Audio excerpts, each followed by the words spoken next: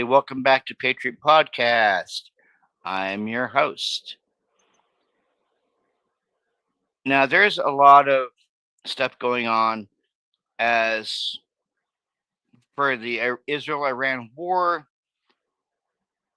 There's a lot of stuff that the president, Donald Trump, might be getting into it, or he might not be getting into it.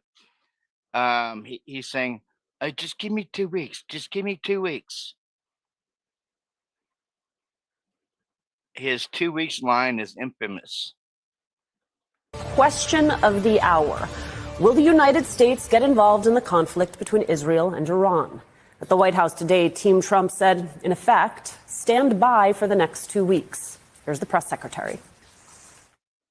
Now, regarding the ongoing situation in Iran, I know there has been a lot of speculation amongst all of you in the media regarding the president's decision-making and whether or not the United States will be directly involved.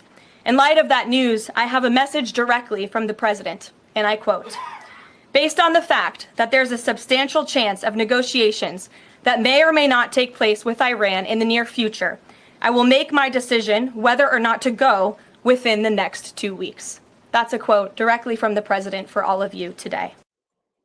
Brand new reporting suggests that the Trump administration is on the precipice of an armed intervention. 3 people familiar with deliberations tell the Wall Street Journal that Donald Trump, quote, told senior aides late Tuesday that he approved of attack plans for Iran, but was holding off on giving the final order to see if Tehran would abandon its nuclear program.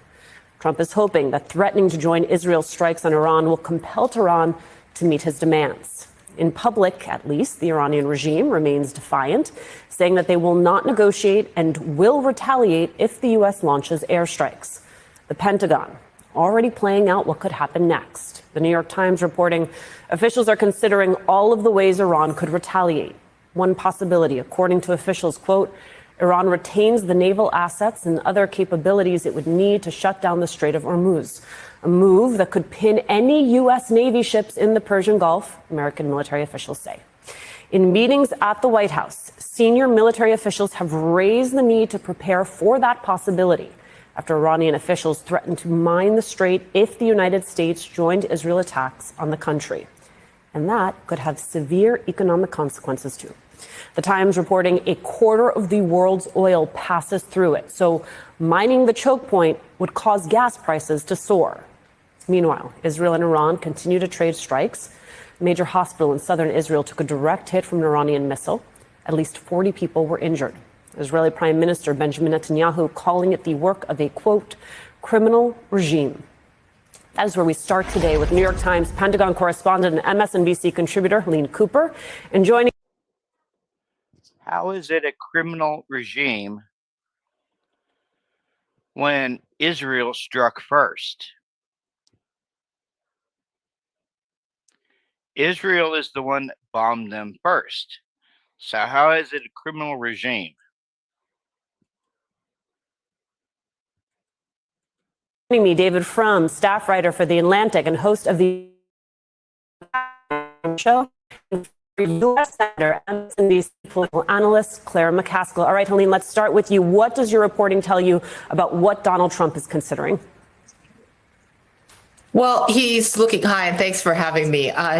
President Trump is, as we've all been reporting, looking at the possibility of dropping a bunker buster, which is sort of the name we use for one of those big, really big bombs that only the United States has, on the Fordo nuclear plant that is buried at more than 250 feet in a mountain in Iran. That is one of the things that Israel can't do itself. I'd like to say, we're in untrodden territory, but we're not. We kind of have been in this place before, and we were here in 2003 when we went into the Iraq War. There seems to be a lot of officials in the Trump administration who seem to appear to think that this is a one drop, one and done type deal. We go in and you drop this bomb, and that's it. The Iranian regime is nuclear regime is done for. President Trump appeared to allude to that in his stream of tweets this week as well. The Pentagon is more cautious because they believe that Pentagon officials believe that Iran can retaliate. You know, with all of this bombing campaign that Israel has embarked upon, they have left Iran's naval assets so far alone. Iran retains the ability to mine the Strait of Hormuz. Iran still has enough ballistic missiles at this point to attack American bases in the Mideast and attack American troops at those bases. So the Pentagon is preparing for the possibility that this could be a far more protracted military engagement back in the same region that we just left after 20 years than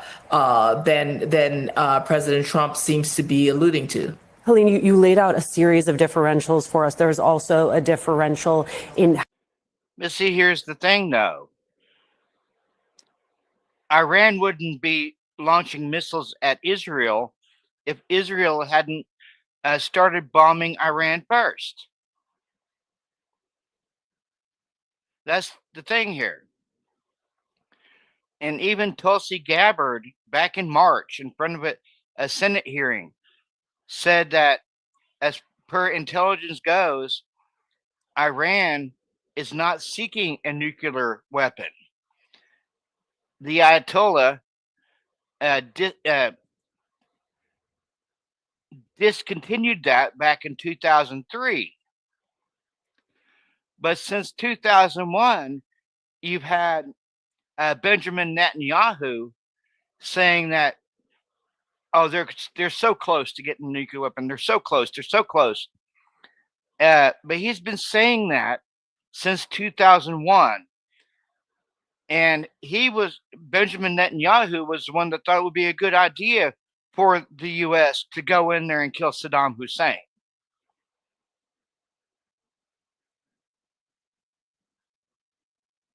I think sometimes Benjamin Netanyahu talks out to both sides of his mouth.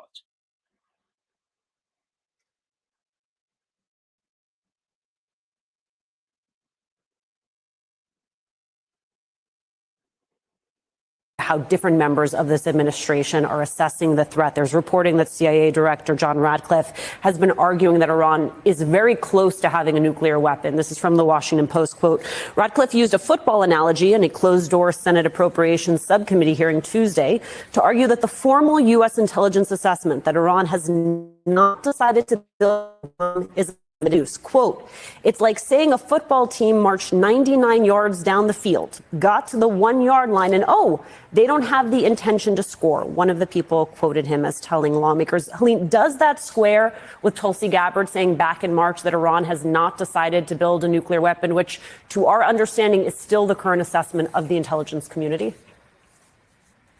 No, you're absolutely right. That is Tulsi Gabbard's assessment is still the assessment of the intelligence community. So you have that difference of opinion. President Trump has made clear that he is choosing now not to believe Tulsi Gabbard.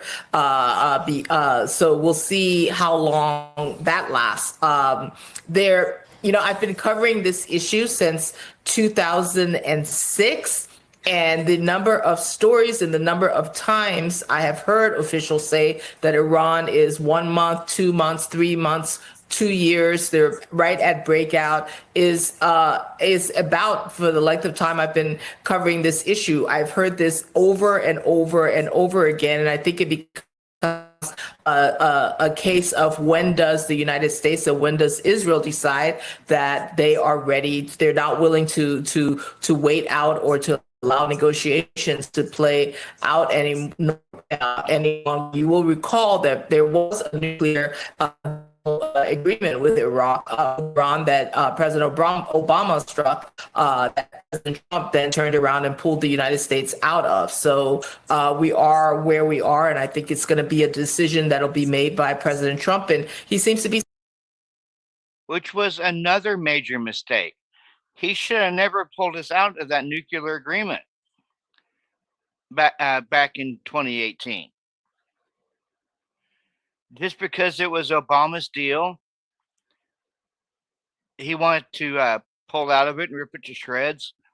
we wouldn't be where we're at right now with Iran if Trump had never pulled out of that nuclear arms deal. He's saying that nobody knows what he's going to do. He's going to decide when he's going to do it. I've given up at this point on predicting what he knows. Smart move from a smart lady. David, when you are in a pivotal moment,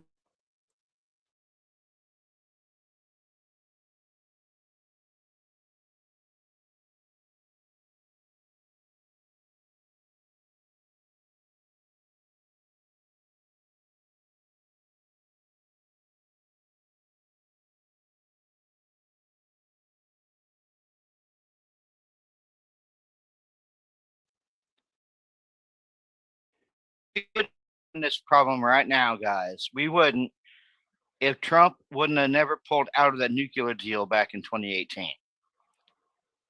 And why did he do it? Just because it was Obama's? And what is going on with his hands? Serious.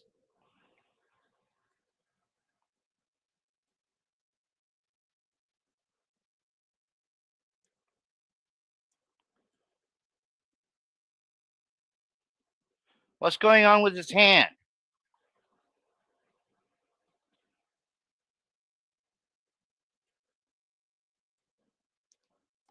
Why is Donald Trump covering up bruises on his hands with cake makeup, and why isn't anyone in the press asking him about it?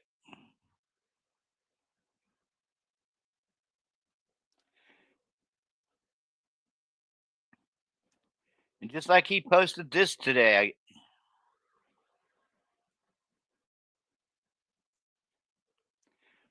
too many non-working holidays in America. It is costing our country billions of dollars to keep all of these businesses closed. The workers don't want it either. Soon we'll end up having a holiday for every once working day of the year. It must change if we are going to make America great again.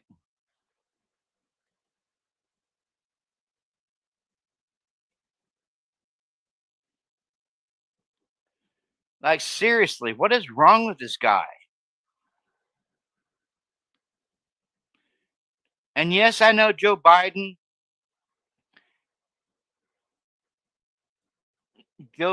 no better. Joe Biden's no better. But I'm really starting to worry about our president.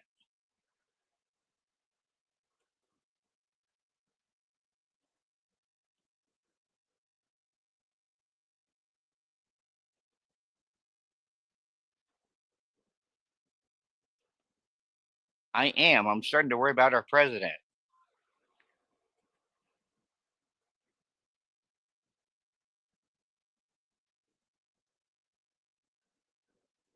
Into war. You don't elect leaders because nothing wrong is going to happen and bad things won't happen. You elect the leaders for when inevitably bad things happen, that they're there to meet the moment and help guide you through bad and difficult situations.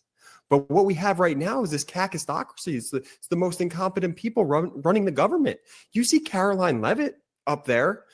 I'm sorry, that chief propagandist, she has a third grade reading level. I mean, when she was reading that statement, it just sounded straight out of North Korea. What are we doing? What are we doing? And it's frustrating from a standpoint of these are American lives that are going to be on the line, that are already on the line. And the Donald Trump and the Trump regime, they're just going to get a pass because Fox News is buffering up their coverage and getting, all of their viewers excited about nuclear war, this and no, none of this that we're witnessing is okay. Yeah. And again, this is why it's so freaking important to elect leaders that actually know what the heck they're doing and don't just want to put their fingerprints on everything, because that's what Donald Trump is doing in this presidency, right? When it comes to the tariffs, why is he doing that? The economy, right? We were the envy of the world, right?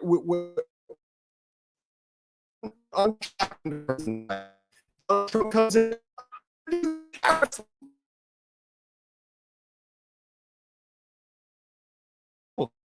This is the great report, by the way. When Trump was debating at first, this is a legitimate report that came out. When Trump was debating at first, should the U.S. get involved in this Iran-Israel situation? Trump, wasn't 100% sure. Then he saw that Fox News was praising Israel's attacks on Iran.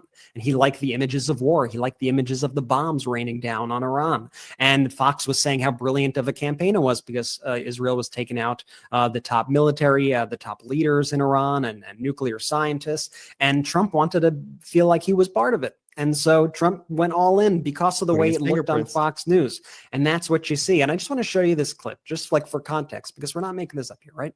Tulsi Gabbard. This is Donald Trump's director of national intelligence. This was Tulsi Gabbard in March of this year, speaking about whether or not Iran is actually in the process and close to building a nuclear weapon. Now, I want you to listen to what she has to say. Then I want you to listen to what Trump had to say in response to her comments when Trump was asked about what Tulsi said, the intelligence, what they said about what is going on. Check this out. The IC continues to assess that Iran is not building a nuclear weapon, and Supreme Leader Khamenei has not authorized the nuclear weapons program that he suspended in 2003. How close do you personally think that they were to getting one? Because Tulsi Gabbard testified in March that the intelligence community said Iran wasn't building a nuclear weapon. I don't care what she said. I think they were very close to having one. I don't care what she said is what Donald Trump said about his director of national intelligence. Now, whether he cares or doesn't care, could you imagine a leader in any organization taken outside of this context, which is a very serious one, but just assume you were asking someone who's a CEO of a company, your CFO has said the following about your revenue projections. I don't care what the hell my CFO has to say about revenue projections. How do you think the stock would do of that company? And do you think investors would want to invest in that company? Now you bring it here to the context of the director of national intelligence, the top intelligence official in the United States who has access across all agencies to what's supposed to be the best available data. And Donald Trump says, I don't really care about it at all. And then I'll show you this clip right here. This is Benjamin Netanyahu over the years, over the decades, various formats in various locations saying Iran is a few days away from getting a nuclear weapon. He says it over and over and over again over the past. I want Iran to have nuclear weapons. If I believed that Iran had a nuclear weapon and was about to use it against the United States or against our allies, yes, you can convince me that action needs to be taken immediately. But you need to stop lying to me over and over and over again about literally every single freaking thing, because we're talking about the lives of our soldiers. So stop making it up and then just expecting us to be like, whatever. I mean, here, let me show you these receipts again. Play this clip. The deadline for attaining this goal is getting extremely close. And Iran, by the way, is also outpacing Iraq in the development of ballistic missile systems that they hope will reach the eastern seaboard of the United States within 15 years. By next spring, at most, by next summer, at current enrichment rates, they will have finished the medium enrichment and move on to the final stage. From there, it's only a few months, possibly a few weeks, before they get enough enriched uranium for the first bomb. The foremost sponsor of global terrorism could be weeks away from having enough enriched uranium for an entire arsenal of nuclear weapons. That would place a militant Islamic terror regime weeks away from having the fissile material for an entire arsenal of nuclear bombs. If not stopped, Iran could produce a nuclear weapon in a very short time. It could be a year, it could be within a few months, less than a year. Then recently they said a few days. And now Donald Trump says that he will decide what he's going to do in 2 weeks. So Caroline Levitt was asked, thought a good question by a reporter. Donald Trump says 2 weeks about Russia. He says 2 weeks about everything. What's going to really happen in the 2 weeks? And now you'll notice Caroline Levitt's strategy, because there's no good answer to it. She attacks former President Biden and just keeps on blaming Biden for the current situation. And then she goes on to take credit. She says that Trump deserves credit for the peace negotiations between Ukraine and Russia. That by Donald Trump saying 2 weeks, Russia and Ukraine have had some very successful peace negotiations, which is false. If anything, things have gotten much worse, especially over the past few days, with Russia attacking Ukraine using Iranian drones, by the way, and ballistic missiles, killing people in Kyiv and across Ukraine. Here, play this clip. There's still a substantial chance, is my question. I'm not going to get into the reasoning and the rationale. The president believes that, but that's his position, and he will make a decision within the next 2 weeks. Caroline. Sure. Thanks, Caroline. President Trump has said previously in regard to Russia, he's used this phrase about 2 weeks several times in terms of like, we expect like a 2 week deadline and then you give another 2 week deadline. How can we be sure that he's going to stick to this one on making a decision on Iran?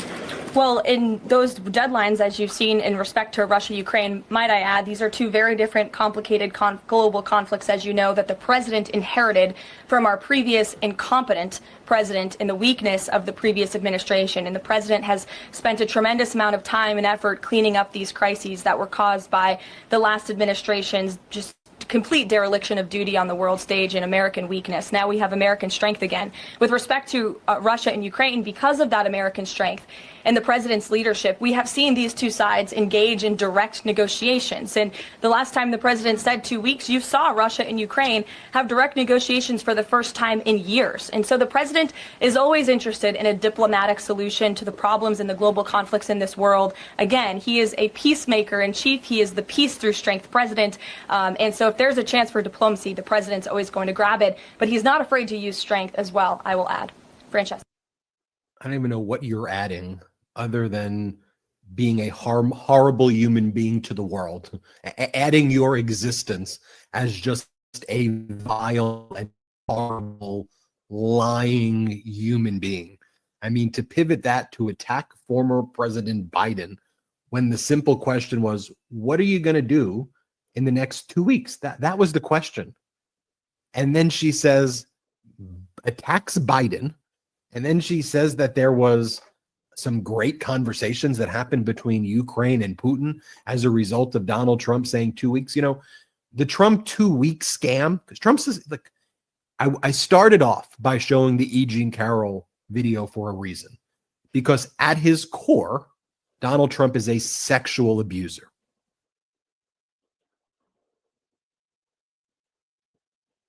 Yes. At his core, Donald Trump is a sexual abuser. Yeah, I will vouch for that. But here's the thing, though, guys.